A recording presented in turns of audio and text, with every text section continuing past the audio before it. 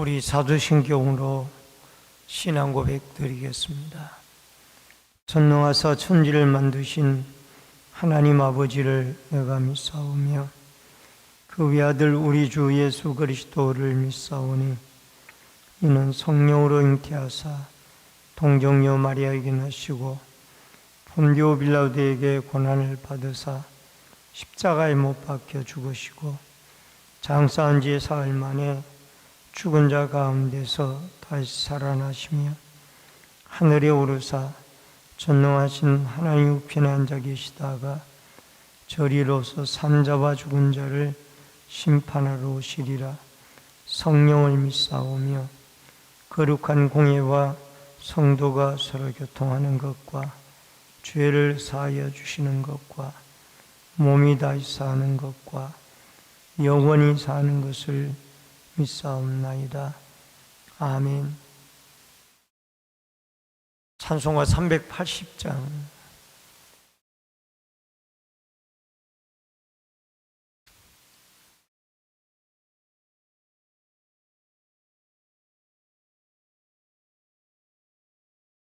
나의 생명 되신 주 주님 앞에 나아갑니다. 주의 흘린 보혈로 정케하사 받아 주소서. 날마다 주를 찬송하겠네. 주의 사랑 줄로서 나를 굳게 잡아 매소서. 괴로운 세상 지낼 때 나를 인도하여 주소서. 주를 믿고 나가면 나의 길을 잃지 않겠네. 날마다 주를 찬송하겠네. 주의 사랑 줄로서 나를 굳게 잡아 매소서. 세상 살아갈 때에 주를 더욱 사랑합니다. 밝고 빛난 천국에 나의 영혼 들어가겠네. 날마다 주를 찬송하겠네. 주의 사랑 줄로서 나를 굳게 잡아 매소서. 아멘.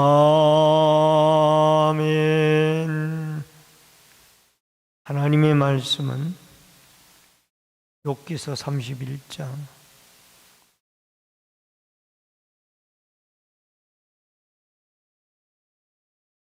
24절로 40절의 말씀입니다.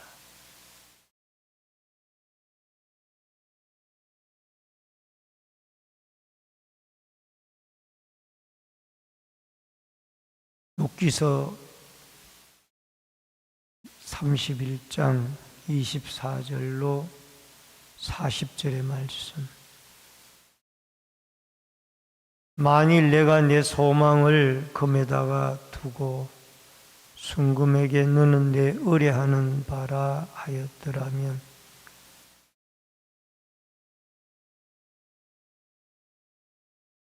만일 해가 빛남과 달이 밝게 뜬 것을 보고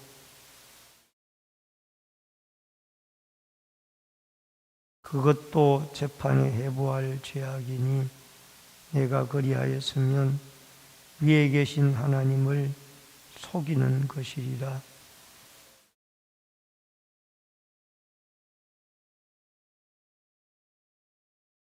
실상은 나는 그가 죽기를 구하는 말로 그의 생명을 저주하여 내 입이 범죄하게 하지 아니하였노라.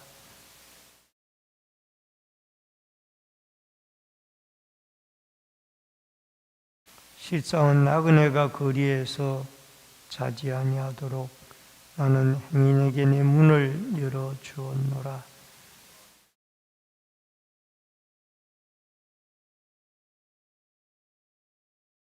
내가 언제 큰 무리와 여러 종족의 수모가 두려워서 대문 밖에 나가지 못하고 잠잠하였던가.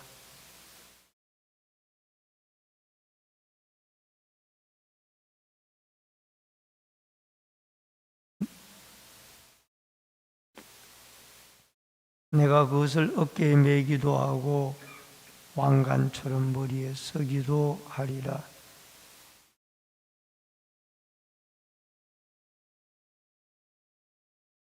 만일 내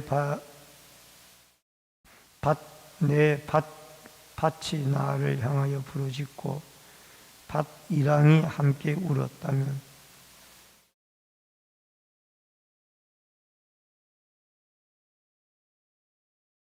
밀 대신에 가시나무가 나고 보리 대신에 독보리가 나는 것이 마땅하니라 하고 욥의 말이 그치니라. 아멘.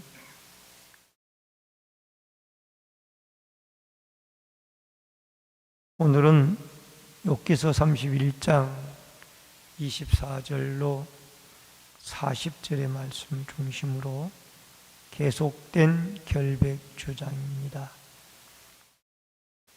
욥은 자신의 결백함에 대해서 계속 독백 형태로 하나님 앞에 부르짖고 있습니다. 이 욥은 오늘 이 31장에서 임이라고 하는 이 가정법을 16번이나 31장에서 사용을 하고 있습니다. 이 임이라는 말은 우리말로 번역하면 만일이라는 이 단어로 번역이 되어져 있습니다. 여러분 5절, 7절, 9절, 13, 16절, 19절, 21절, 오늘 여기 24절에도 나오죠. 만일 25절, 26절, 29절과 21절, 33절, 36절은 이 원문에는 있는데 우리 글 성경에는 번역이 안 되어 있습니다. 그리고 38절, 39절 그렇게 16번이 나와 있고 16절도 우리말로는 번역이 안 되어 있습니다. 이 만일이라는 이 가정법을 사용을 해서 자기는 만일 이렇게 죄를 지었다면은 하나님 앞에 심판받는 것이 마땅하고 고통받는 것이 마땅하다라는 그런 이야기 형태로 이 가정법을 사용을 한 겁니다. 먼저 첫 번째로는 욥이 죄를 짓지 않은 죄가 있는데 그게 뭐냐 하면은 재물에 대한 신뢰, 재물을 우상화하지 아니했다라는. 만약에 내가 내 소망을 금에다가 순금에다가 두고 의뢰하였더라면은 만일 풍부함으로 많음으로 기뻐하였더라면은 그것이 우상숭배였을 것이다. 자기는 동방의 제일 가는 부유한 사람으로 살았지만은 그는 청지기 자세에서 살았고 이 많은 물질은 하나님이 주신 것이지 자기가 노력을 잘해서 만든 것이 아니다라는 생각을 욥은 늘 가지고 살았습니다. 그렇기 때문에 이 첫 번째 재물에 대한 신뢰는 하나님이 물질의 주인이다라는 청지기 의식 속에 살아왔다라는 것이 욥의 독백입니다. 두 번째, 욥이 짓지 않은 죄에 대해서, 해와 달의 숭배에 대해서 말씀을 하고 있습니다. 26절로 28절에 보면은 하나님이 위에 계신데 그 하나님은 섬기지 아니하고 사람들이 하나님이 매달아 놓은 해와 달과 별을 숭배를 하더라는 거예요. 그래서 만일 내가 해와 달을 보고 숭배를 하였다라면은, 여기에 손에 입 맞추었다라면 말이 27절에 나오는데, 해와 달이 멀기 때문에 가서 손을 맞추고 입을 맞출 수가 없으니까 그냥 해가 비치는 손등에다가 달이 비치는 손등에다가 입을 맞추면서 그 해와 달을 숭배하는 이런 고대 근동의 어떤 형태가 있었습니다. 여러분, 이집트의 카이로에도 가보면은 태양신을 섬겼던 그런 흔적들이 박물관에 가보면 존재하고 있습니다. 우리 한국 사람들도 보름달이 뜨면 거기에 소원을 빌고 1월 1일 첫날에 해맞이를 하는 이유는 해에다가 자기의 소원을 빈다라는 그런 은연중의 미신이 숭배가 되어지고 해와 달이 숭배가 되어지고 있다라는 겁니다. 여러분, 해와 달과 별은 하나님이 창조해서 공중에 매달은, 우주 중에 매달은 창조물이지 그것은 신의 대상이 아니라, 그러므로 참신은 해와 달과 별을 만든 하나님이 참 숭배되어져야 할 신이다. 세 번째로, 욥이 짓지 않은 죄에 적개심이 있습니다. 29절로 30절에 내가 언제 나를 미워하는 자의 멸망을 기뻐하고 재난당함으로 즐거워하였던가.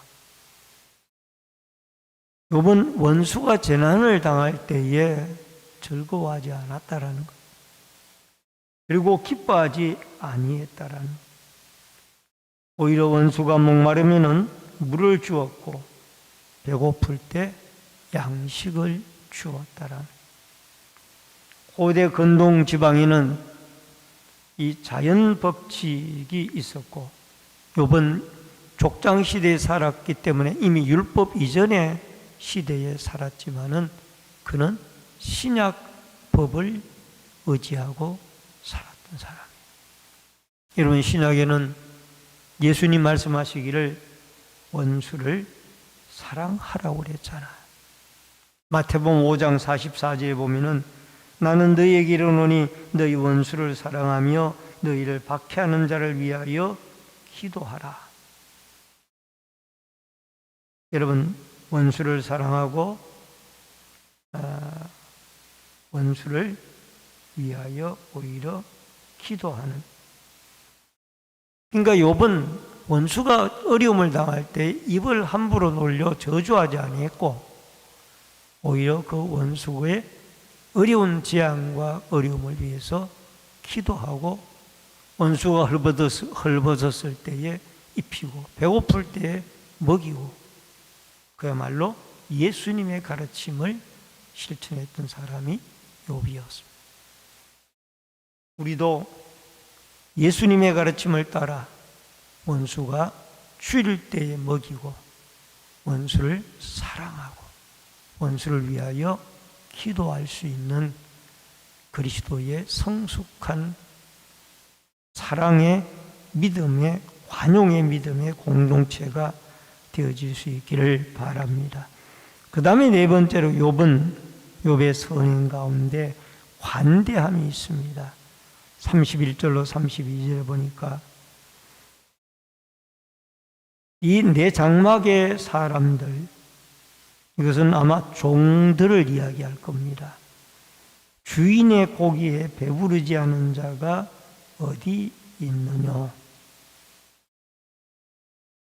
여러분, 유대인들은 손님을 대접할 때에 평범한 보통 손님들에게는 식물을 대접을 했고, 아주 특별한 손님들에게는 고기를 대접을 했습니다. 욥은 언제나 손님들에게 고기를 대접을 해서 항상 그들을 귀한 손님으로 접대하며 아프기 전에도 그렇게 살았어요. 그리고 내 집에 있는 종들에게도 그렇게 대접을 하며 살았더라. 32절에 보면은 나그네가 거리에서 여행객들이죠.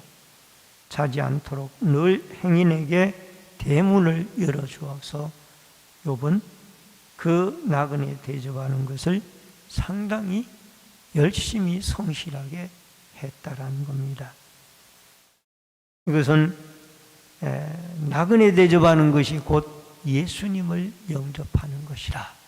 마태복음 25장 40절에 보면은 여기 한 형제 중에 지극히 작은 자에게 한 것이 곧 내게 한 것이라. 마태복음 25장 35절로 여러분 46절에 보면은 언제 제가 주님을 대접하였나이까? 그때 주님이 말씀하시기를 여기에 지극히 작은 자 한 사람에게 행한 것이 곧 나에게 한 것입니다.